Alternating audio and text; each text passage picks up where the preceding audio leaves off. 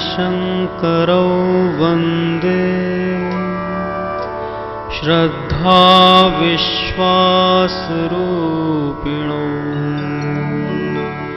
याभ्यां विना न पश्यन्ति सिद्धाः स्वान्तः स्वमीश्वरम्।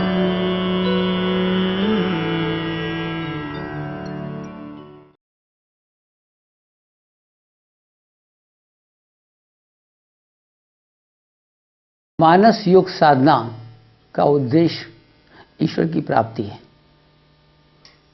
ये ठोस मार्ग है ईश्वर की प्राप्ति का, सत्य मार्ग है। इसके 3 अंग हैं, तप, सेवा और सुमिरन। समर्पण इसका आधार है, अंतिम तत्व।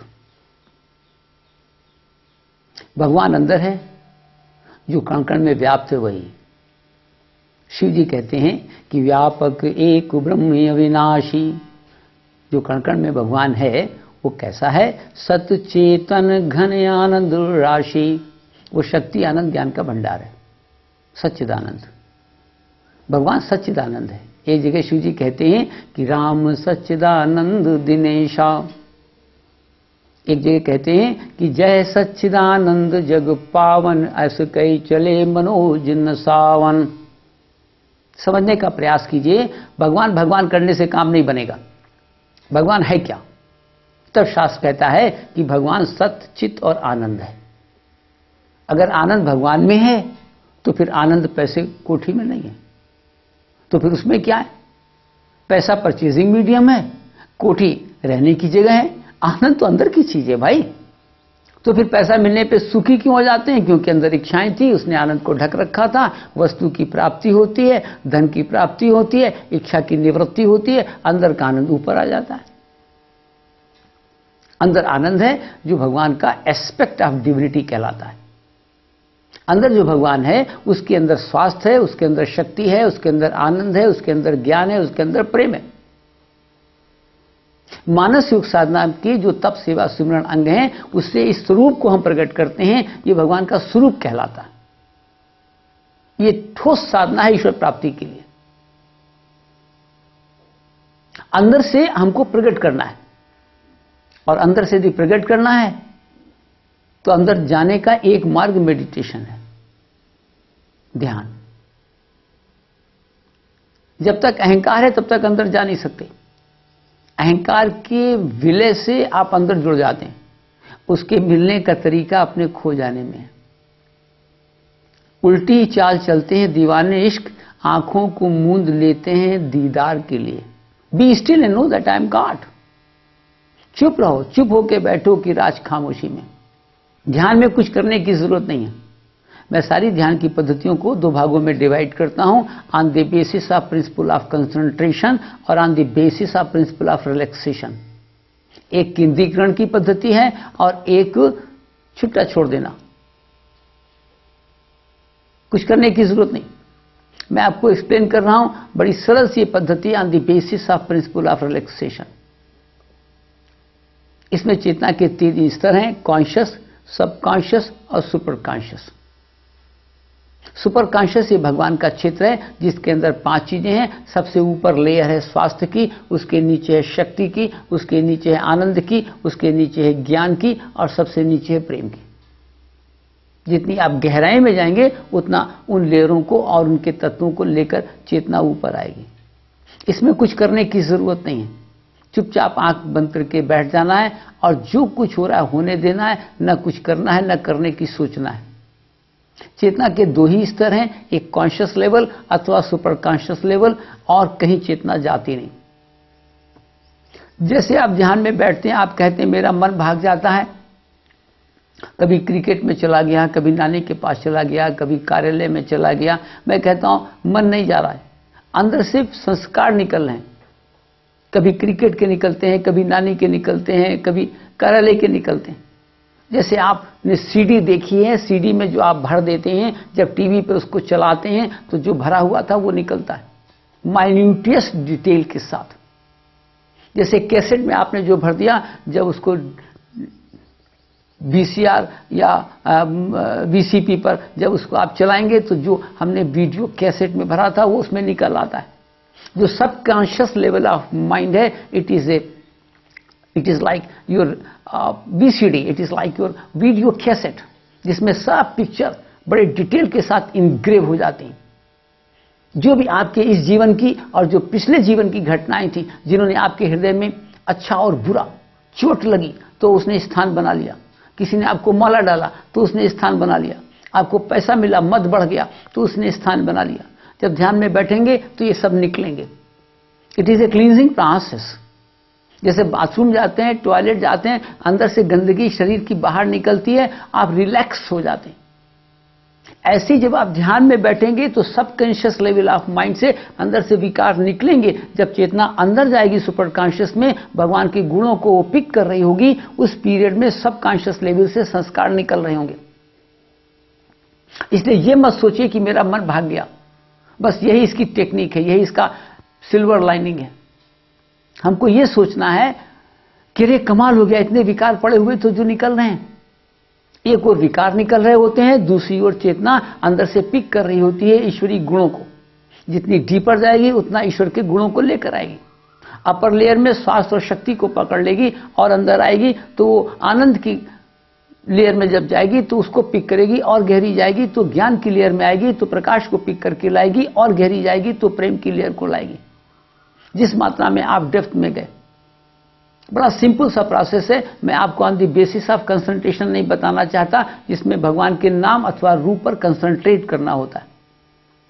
ये जो सिंपल प्रोसेस मैंने आपको बताया है, इससे बहुत लोग वर्ल्ड में फायदा उठा रहे हैं and anybody can practice. Even बच्चे लोगों को तो और भी ज्यादा ये फायदेमंद होगा। बहुत सरल सी चीज है, कुछ करने की आवश्यकता नहीं है, कंसंट्रेट तो करना ही नहीं है, बस चुपचाप बैठ जाना है। Let it happen whatever it is happening, neither to do not think to do. ध्यान में दो ऑब्स्टिकल्स हैं।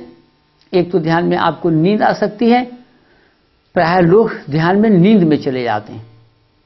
और दूसरा ऐसा लगता है कि जो बाह्य विषय में अट्रैक्शन है वो भी आपको अंदर जाने से रोक देता है।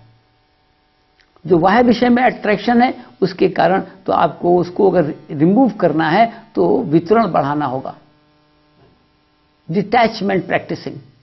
भगवान कृष्ण यीशु कहते हैं वैराग्य। अर्जुन कहते हैं कि असंभव है, भगवान कहते हैं मन को रोकना असंभव नहीं है। आप ये मत कहो, ये कहो कि अभ्यास और वैराग्य से हो जाएगा। डिफिकल्ट तो है लेकिन और कोई ऑप्शन नहीं है। इसलिए राग माने चिपकाना, वैराग माने निकालना। आपके पास 10 साड़ी है, एक साड़ी भगवान की, 10 तोला है, 1 तोला भगवान का, 10 लाख बैंक में, 1 लाख भगवान का, 10,000 महीने में आया तो 1,000 भगवान का। भगवान को पार्टनर बनाना है। आप देखें सारी प्रकृति में देना है, सूरज दे रहा है, वायु दे रही है, नदियां दे रहे हैं, बादल, वृक्ष, सागर। It is a giving universe. ब्रह्मांड दे रहा है। अगर एक भी देना रोक दे तो आप सरवाइव नहीं कर सकते। अगर धूप नहीं मिले नहीं सरवाइव करेंगे, अगर वृक्ष नहीं दे नहीं सरवाइव करेंगे, अगर पृथ्वी नहीं दे, अगर बादल नहीं दे नहीं सरवाइव करेंगे। चांद पे पानी नहीं है तो आप कहां सरवाइव कोई कर पाएगा। आप समझें, ये जो प्रकृति दे रही है, एक लेसन हमको दिया गया। भगवान कृष्ण ने गीता में 3 चैप्टर में इसको बताया है। 11वें से 16वें श्लोक हैं जहां पर यह बताया है कि जब इस सृष्टि की रचना की गई तो प्रजापति ब्रह्मा ने प्रजा से कहा कि मैंने तुमको बनाया है, तुम देवताओं को देना, देवता तुमको देंगे, दोनों एक दूसरे को संवर्धन करना, वृद्धि को प्राप्त हो गया। और देने से वृद्धि आती। देना एक तो डिटैचमेंट लाएगा, मन अंदर जाने लग जाएगा, सुपर कॉन्शियस लेवल में प्रवेश करने लग जाएगा। जो बहिर्मुखी प्रवृत्ति है वो अंतर्मुखी प्रवृत्ति होने लग जाएंगी। और देने से आप अंदर गहराई में जाएंगे, अंदर के आनंद को लेकर आएंगे। और देने से कम नहीं पड़ता है। डोंट गेट स्केयर्ड कि कम पड़ जाएगा, डरने की क्या जरूरत। जो बीवी को दोगे वो कम पड़ेगा भैया, जो बच्चे को दोगे वो कम पड़ेगा, भगवान को दोगे कम नहीं पड़ेगा। वो खर्चा नहीं है। खर्चा और इन्वेस्टमेंट अलग अलग है। एक पूंजी निवेश है और एक खर्चा है। एक का नाम एक्सपेंडिचर है, एक का नाम कैपिटल इन्वेस्टमेंट है। जो भगवान को देते हैं it is not an expenditure, वो खर्चा नहीं है, वो तो पूंजी निवेश है। भगवान बढ़ा देगा। खर्चा तो बीवी पे कर रहे हो, बच्चे पे कर रहे हो, मकान पे कर रहे हो। जो दुकान में तुमने लगा दिया 10 लाख, वो खर्चा नहीं किया, वो तो पूंजी निवेश किया, व्यापार में लगाया। सबसे बढ़िया पैसा वही है जो भगवान को अर्पित किया गया है, भगवान के नाते निकाला गया है। इससे आपका मन अंतर्मुखी होने लग जाएगा। और दूसरी जो ध्यान में आपको बाधा आ रही थी नींद की, वो इसलिए आ रही थी कि आप सोचते हैं कि जितना अनाज खाएंगे उतना ताकत आ जाएगी। ये तो बहुत ही एब्सर्ड है। मनुष्य को छोड़कर अनाज खा कौन रहा है? और कितने जानवर अधिक ताकतवर हैं? कोई घोड़ा अनाज खाता है क्या? हाथी अनाज खाता है क्या? कोई भैंस और बैल कोई अनाज खा रहे हैं क्या? देखिए कितनी उनके अंदर शक्ति पड़ी हुई। हार्स पावर उसका नाम है, वो घास खाता है। ये कहां से डॉक्टरों ने तमाशा बना दिया कि साहब खाना अनाज ज्यादा चाहिए, अनाज ज्यादा चाहिए। कैलोरीफिक वैल्यू बता दी, कैलोरीज हैं। घास में कौन सी कैलोरीज हैं? मानस योग साधना को विस्तार से समझने के लिए पढ़ें IASS द्वारा प्रकाशित योगी और योग साधना। 500 प्रश्नों की यह अनूठी पुस्तक आपको समस्त विकारों से मुक्ति दिलाने में सक्षम है। समस्त रोगों के कारण और निवारण की विधि को संजोए है यह अनोखी पुस्तक जीवनी शक्ति कैसे जगाएं। इसे पढ़कर आप पा सकते हैं शरीर में अखंड स्वास्थ्य और इंद्रियों में अखंड शक्ति। आज ही ऑर्डर करें। International association for scientific spiritualism के बारे में जानकारी प्राप्त करने के लिए लॉग ऑन करें www.tap-seva-sumiran.com। मैंने डॉक्टरों से पूछा कि output can be more than input? डॉक्टरों ने कहा नहीं। मैंने पूछा कि घास की कैलोरीफिक वैल्यू क्या है? कहा नेग्लिजिबल। मैंने कहा गाय 4 क्विंटल वजन 4 किलोमीटर चलती है तो एनर्जी कहां से आ गई? 0 कैलोरी के इनपुट से। डॉक्टरों के पास कोई जवाब नहीं। मैं आगे पूछना चाहता हूं कि उसने 20 लीटर दूध दे दिया जिसमें आप कहते हैं 14,000 कैलोरी, तो ये 14,000 कैलोरी 0 कैलोरी से कहां गई, कैसे आ गई? बहरहाल अपने शास्त्र कहते हैं कि फूड बिल्डिंग मटेरियल है, ना तो दूध में एनर्जी है ना घास में एनर्जी। एनर्जी का संबंध केवल आत्मा से था, फूड बिल्डिंग मटेरियल था, चाहे वो जानवर की बॉडी हो चाहे वो ह्यूमन बॉडी हो, फूड से बनी है।